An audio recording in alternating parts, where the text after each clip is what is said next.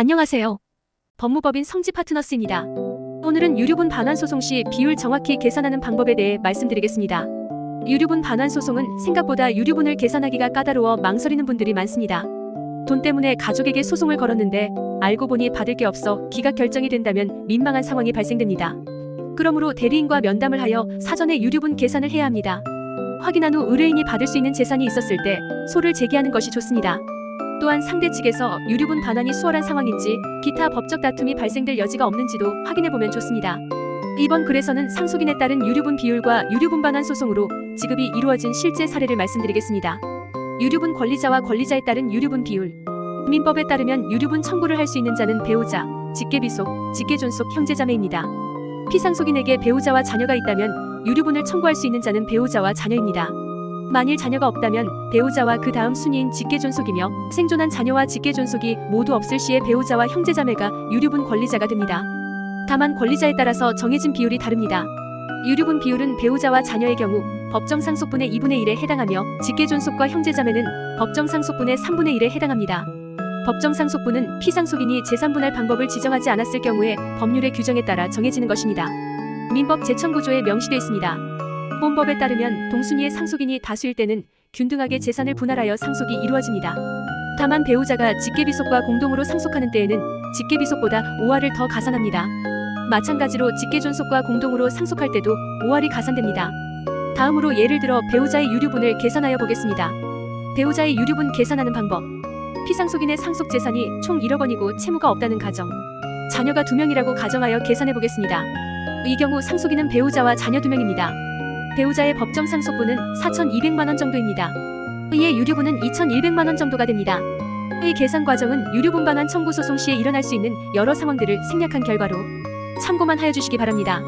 그러나 자세한 상황을 모르는 의뢰인들은 직접 소장을 제출하거나 관련 서류를 작성하는 부분에서만 대리인의 조력을 받아 제출하시는데요. 유류분 계산이 간단하지 않은 이유. 위의 계산식으로만 간단히 생각하지 마시고 전체적인 사안을 상속 소송 경력이 있는 변호사에게 검토받아 보십시오.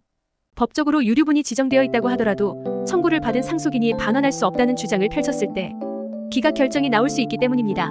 의례로 한 원고가 상속을 받지 못하여 형제에게 유류분 반환 청구 소송을 청구하였습니다. 그러나 형제는 생전 피상속인이 원고에게 경제적인 조력을 한 바를 밝히며 의는 특별수익에 해당하고 원고의 유류분을 초과하였다고 주장하였습니다. 그 결과 법원은 원고의 청구를 기각 결정하였습니다. 결국 원고는 상당한 소송 비용만 지출하게 되었습니다.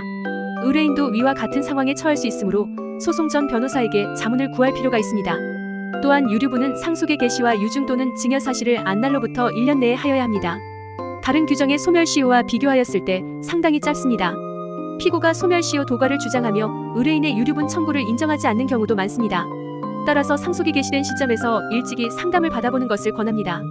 유류분 반환 소송은 가족 간에 일어나는 일이기 때문에 조정 절차와 화해 권고를 통하여 합의에 이르는 경우도 많은데요. 판결을 받기보다는 가족 간에 충분한 협의가 이루어져 지급 결정되는 것이 베스트입니다. 이에 법률 대리인을 선임할 때 소송 전에 해결할 수 있는지도 확인해보는 것이 좋습니다. 저희 법인에서도 유류분 반환 소송 중 피고 측과 합의에 이르러 화해 권고 사안으로 유류분 반환이 이루어진 사례가 있습니다. 유류분 소송 화해 권고로 승소한 사례. 본 사례의 의뢰인은 피상속인의 막내 아들입니다. 첫째 아들인 형님이 어머니를 모신다고 하였기에 유류분을 청구하지 않았습니다. 하지만 아버지가 돌아가시고 얼마 있지 않아 형님의 집에서 살고 싶지 않다는 어머니의 전화를 받았습니다. 형님과 형수님이 어머니를 요양원에 보내려고 한 것을 알게 되었습니다. 이에 의뢰인은 어머니를 직접 모시기로 하였고 유류분도 청구하기로 결심하였습니다. 그러나 형님에게 유류분 이야기를 꺼내자 형님은 줄 것이 하나도 없다며 전화를 끊어버렸습니다. 결국 의뢰인은 저희 법인에 소송을 의뢰하였습니다. 의뢰인은 피상속인의 직계비속으로 유류분 반환 청구 소송을 제기할 수 있었으나 형님의 말대로 상속분에 채무 등의 문제가 있을 시 반환받지 못할 수도 있었습니다. 먼저 담당 변호사는 금융거래정보 제출 명령 신청을 통하여 피상속인의 상속재산을 파악하였습니다. 그리고 부동산 가격 감정을 진행하여 피상속인의 적극재산 액수를 특정하였습니다. 그 결과 의뢰인의 유류분을 산출하였습니다. 이러한 과정을 거친 후 형님 측에 해당 유류분을 지급하는 것으로 합의를 요청하였습니다. 형님은 생전 피상속인으로부터 의뢰인이 받은 경제적 조력을 이야기하며 반환을 거부하였는데요. 담당 변호사가 해당 내용은 부모가 부양의 의무를 다한 것이므로 특별수익이라고 보기 어려움을 주장하였습니다. 형님은 소송이 제기될 시 불리하다고 판단하였습니다. 다만 형님분은 사업이 어려워 당장 지급하기 어려운 상황이었는데요. 의뢰인은 이자까지 받으며 형님과 다투고 싶지는 않았습니다. 그 결과 변호인이 제안한 내용으로 합의가 이루어졌습니다. 담당 변호사는 법원의 합의 의사를 밝히며 화해 권고 결정을 요청하였습니다. 그 결과 의뢰인은 1억 2천만 원을 지급받았습니다. 유류분 반환 소송 시에 원고 측은 법으로 지정된 유류분 비율 이외에도 생전 피상속인에게 받은 증여 사항도 고려해 보아야 합니다. 해당 사항이 특별 수익에 부합하는지, 부모의 의무로 보아야 하는지는 개별적으로 판례의 입장을 검토해 보아야 합니다. 소송을 하고 싶으나 확신이 없어 망설여진다면 문의하여 주십시오. 자세히 검토 도와드리겠습니다. 의상 법무법인 성지 파트너스였습니다.